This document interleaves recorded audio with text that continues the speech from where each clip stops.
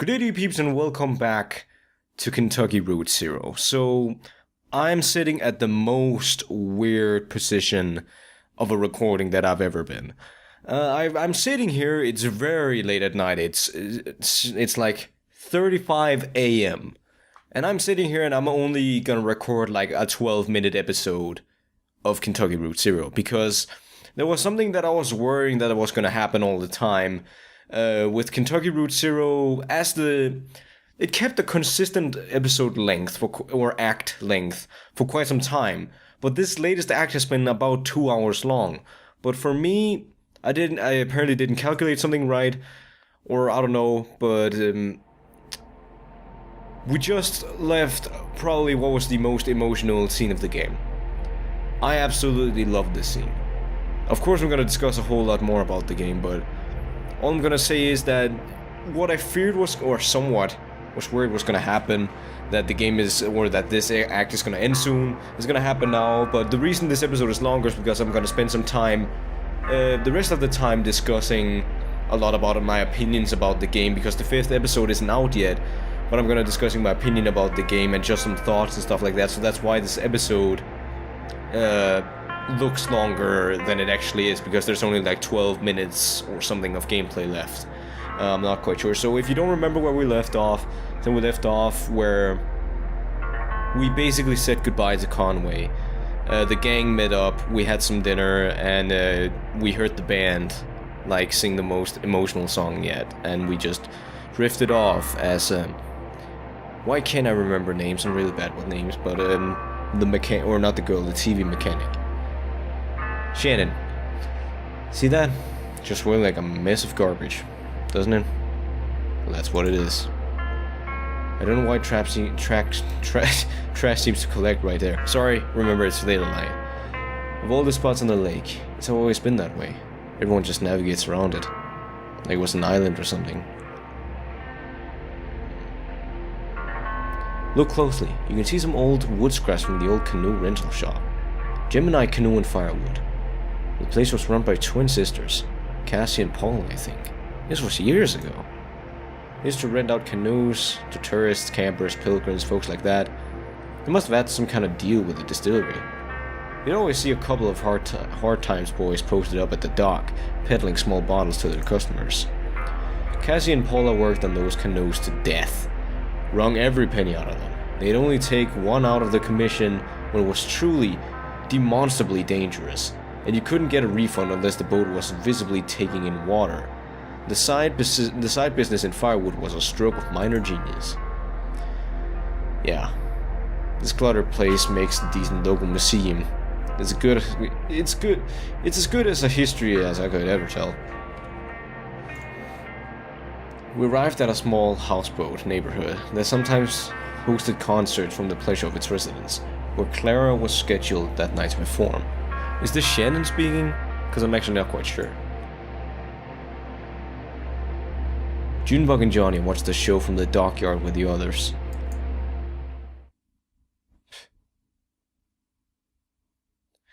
Ooh, scene 10 only?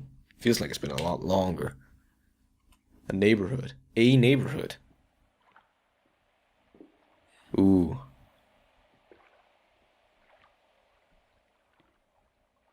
Okay, I can recognize all of them almost by their silhouettes only. Hello?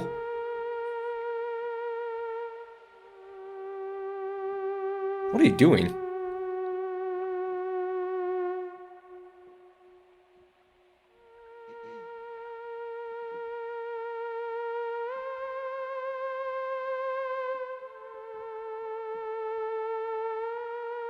Oh. I remember this. I told you. Yeah, you don't have to say it. Oh, only because it's always true. He played at the flower shop. Serena opened. He was having trouble with his tape machine, so he just droned out on the lap steel. He got really into it, and he went on for like forever.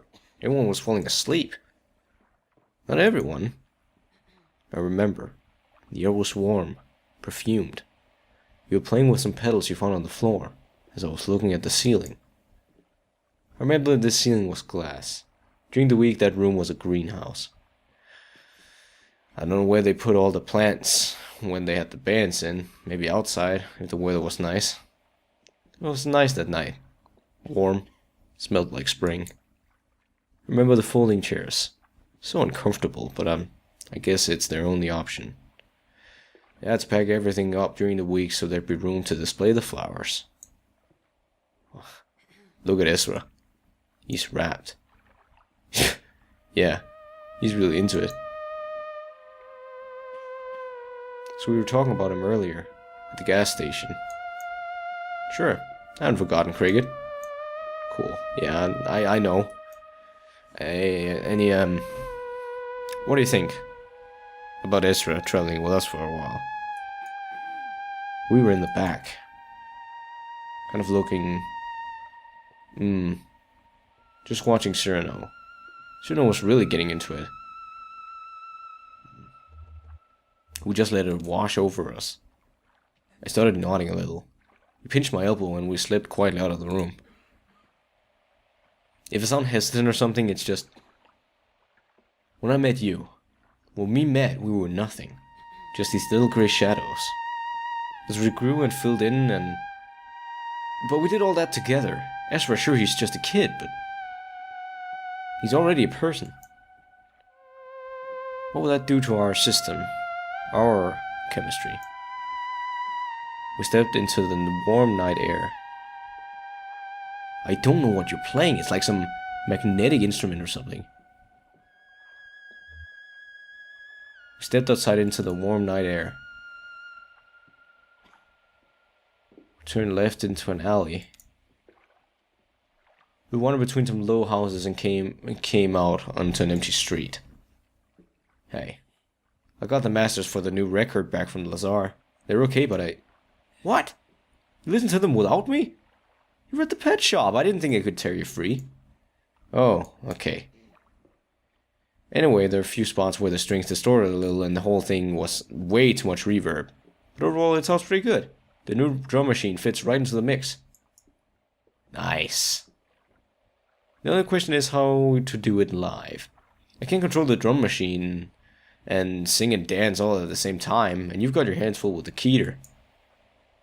There was a playground across the street. We sat on the bench. I put my head on your shoulder. We heard soft music from a car radio, but I couldn't see the car. Must have been around the corner or down an alley or something. You tapped your foot and hummed. I made up lyrics, but didn't say them out loud. We were back into the greenhouse just as Clara was tuning up. She relaxed her shoulders, took a deep breath, raised her hands into the precise positions, and the room started shaking. Clara hit a note that made the glass rattle in sympathy, a perfect 2 octaves lower. She looked like a sorceress tearing down the building with an effortless wave, an incredible focus, coaxing the empty air into some kind of moaning, rattling demon. There's the thing about theremin. It's the only instrument you never touch. So that's this? See a wave of concern propagating through the greenhouse. People looking up at the trembling glass ceiling, looking at each other, to see if anyone else was worried, trying to catch Clara's eye and discern if she was doing it on purpose or not. She was really trying to bury us all in glass. I'm just saying, maybe we could use a third pair of hands up there. Oh. Think you could teach that kid to play a drum machine? Ma'am, I could teach your dog how to play a drum machine. Well, that'll be our backup plan. This is tense 5 minutes. We, the audience, alternated between fearing for our lives and lamenting hers that could have given her some kind of emotional experience to play this devastating song. Then slowly, gently, Clara's hands came to rest. The theremin went quiet. The glass stopped rattling, and the room relaxed, unharmed.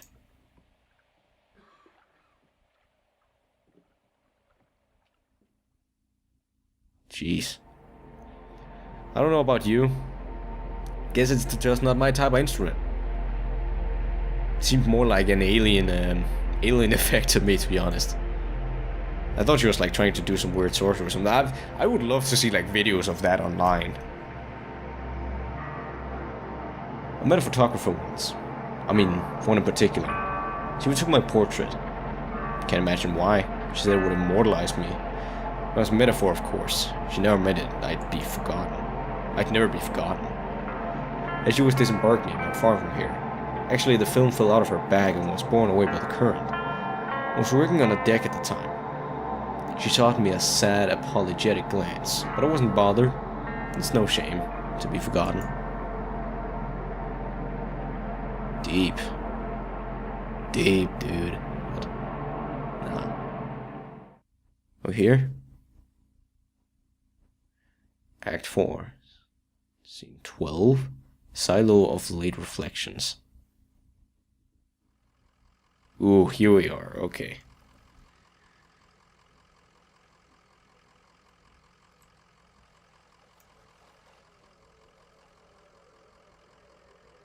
What's this place like?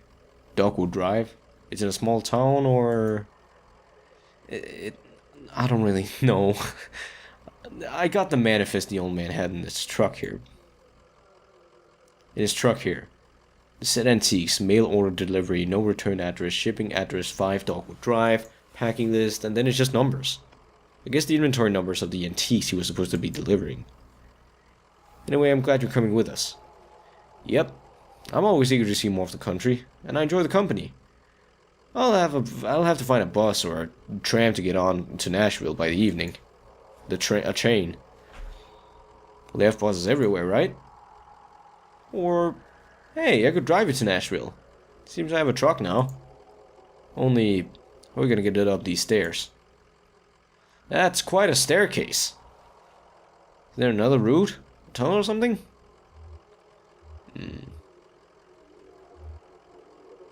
There's no way you could get the truck up these stairs, is there? Not with that attitude. No, there isn't. Looks like we're making the rest of the trip on foot.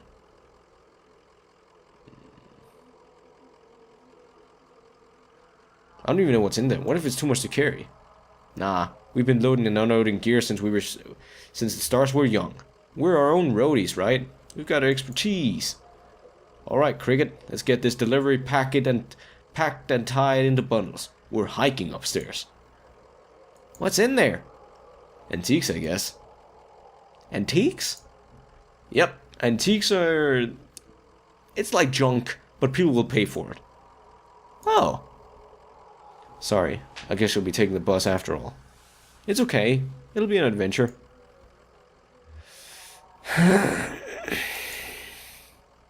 Tired? Don't worry, lady, we're almost there.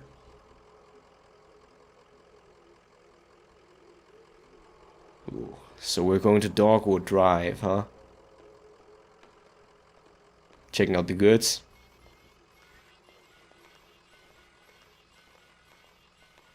What's up, dog? What's up, Homer? Quick screenshot. Sorry, that's a cool scene.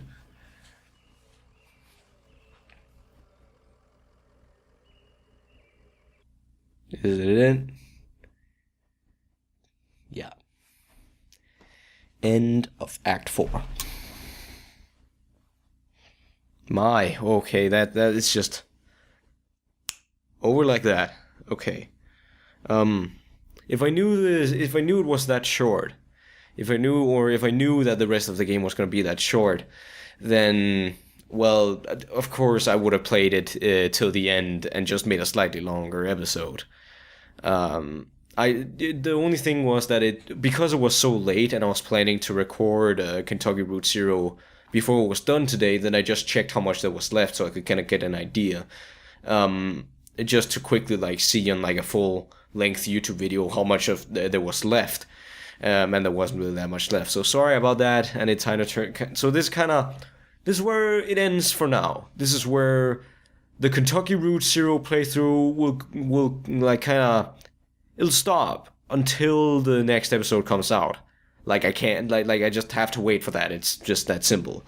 They are making an episode 5, and from what I'm hearing, Cardboard Computer, I believe is the name of the company, or the the indie develop, they're not company, the indie development team. They're working as hard as they can on a fifth episode, and if they keep this up, if they keep this amazing like quality as in this episode, or maybe even better, make episode 5 even better, that would be amazing. We have still yet to see the people on the front of the package. Like there's a lady in a dress and a man holding up a girl on his shoulders. Or that's what's on some of the artwork that I've seen, but I haven't met anyone that fit the description yet. It's not Conway, and it's not Shannon either. They kind of look look older, and Shannon is also black, where I think the girl was. She was like an older lady. But yeah, this game. Oh, okay. This game. If I should discuss the game right now and what I filled up so far, I can't discuss how good the game is exactly because we haven't seen it yet. But I'm just gonna discuss it from what I already know. Then, for me, I really like this game. I say that about a lot of games. Sometimes I don't know if I'm maybe fake positivitying it a bit, like just, oh, I love this game, even though I don't really like this game, but I genuinely think it was worth it. There were some parts of this, you might not know this, but there were parts of this series where I considered stopping completely.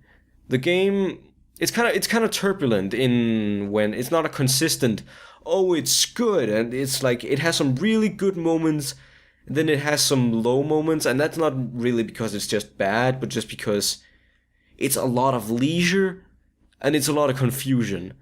And especially as someone who has, maybe if you're just sitting by yourself and reading it, it might make more sense. But as a person who has to do voices, or is making commentary at the same time, then making commentary over so much leisure and so much confusion, it just grinded the series kind of to a halt and made me kind of lose faith in the series a little bit. That was around Act 3. Act 3 I didn't really like as much, because I actually only got it a bit in Act 4. That's when I finally began to understand it a bit, because until then, everything seemed to make sense, but then, like, the whole the hard liquor distillery or whatever came up, and it just, like, kind of threw a wrench into it, not in a bad way, but it just threw me for a loop, and then I wouldn't really recover from that until Act 4. So Kentucky Route Zero, I believe, is kind of like, it's a really mellow, great experience. It's kind of like about how we're all on our own journey, and we're not necessarily all gonna keep on that journey. We still have, no matter what, then it's hard to keep the strings parallel. We're gonna cross paths eventually, and we're gonna go off on our own. And I'm guessing that's what happened to Conway. I'm kind of if you watch the episode where that happened, I was kind of surprised, and I didn't really feel the loss until like the very last part in the episode. The very last part of that episode, where we saw or basically mostly all sections where the band have been there, were like very emotional to me, but that one hit home. And that's when I finally, that scene hit home with me, and that's just finally when I began to get like the loss, because we didn't necessarily lose Conway, but we crossed paths with him. I don't think we're gonna meet anymore. I think he's gone off on his own journey, because basically it was kind of a sad story, because I believe his wife has dementia. And he's sort of running away from it. This is the last job he's got, and now he sees an opportunity for an escape, and he has taken that path. He's decided that path, and he's now gone off on his own. And now Shannon is the main character, I believe, that we've got left. And I don't know, she might go a different, like, that could likely be the ending of Kentucky Route Zero. Well, we already kind of know, because Junebug, Ezra, and what was his name, Johnny, are likely gonna go off on their own, and it's just like, I could imagine the ending being us like making our condolences or whatever, like, and then splitting up. because that's what this game is about. It's sort of like like I was gonna discuss what the story is exactly about, but it doesn't, like, as soon as it's weird. It's a very weird story at first, and it's confusing. Like, there are ghosts, there's also androids for some reason. We don't know quite if it's the future, but it also kind of seems like some 80s past in rural America or something like this. Very confusing, like I would almost describe it as a rural American fairy slash sci-fi tale. It's very odd, but as soon as you stop questioning the world they exist in, especially with like things like the big eagle and stuff like that, they just like Ezra's eagle brother, they just begin merging into it. And as soon as you stop asking questions and you just sort of take in the experience, like focus on the characters that are important instead of focusing on trying to connect everything in the world, that's when I really started enjoying the series. And I believe this game is very hard for some people to play. Well, of course, if you watch the playthrough up until now, then there won't be that much for you. Like, there's not. I don't believe the choices don't have that much. Like, they actually matter that much. So, but for beginner, like, to determine whether or not if this game is a good game, I believe it's a very good game. It's very well written, in a lot of ways, but it goes. Like, it's very well written and it's very conscious about what it is, and I think it's aware that it's a hit or miss. Like, it's a very artsy, very deep, mellow experience that takes a lot of patience to get through. And I'm not trying to say especially like, oh, you have to be a hipster to understand it or anything, but it takes a lot of patience, and you need to like really invest yourself, or like really give it time and indulge yourself in it before you like reap the real rewards from this experience, I guess. And it kind of knows it's a hit or miss, because I could definitely see people dropping this because it's just too confusing. Because I almost did, like, several times. I also almost dropped it on the first episode of this, because that was kind of like, well, this was the first episode, so if I was gonna not upload anything, then that might as well be the first one, because that was very confusing. But I decided to stick to it, and I'm very happy that I did, because it's been a ride, man. A confusing, yet very emotional, mellow, beautiful narrative journey. And I think I reached the point where I'm just rambling, kind of looking at the clock every now and then, just to see how much time I've spent rambling. But I don't know. I don't really wanna make like. I don't wanna build descriptive arguments or anything. I don't wanna do that. I just wanna speak my mind about this game, man. And I came to the conclusion that I liked it, despite having many twists and turns where I thought I didn't. Then I ended up really liking what the game stands for and is, and I can't wait for the next episode, because now I'm kind of like, I don't really have much to play. Like, well, I have Celeste still, that's kind of good, but what else to play after this?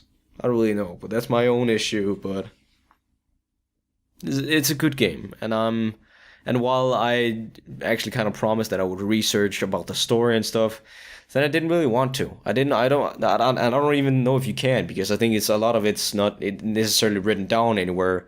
It's just up to opinion. It's kind of like just this very creative fantasy world they made, and it's kind of up to opinion what you make of it. So like, there's no real proof of it. And so I didn't want to make up anything. I just wanted to indulge in the experience and accept that it's a weird world and it's a weird game, and just focus on what it is. I'm rambling. I need to cut off this episode. But anyway, thank you guys for watching Kentucky Route Zero up until then.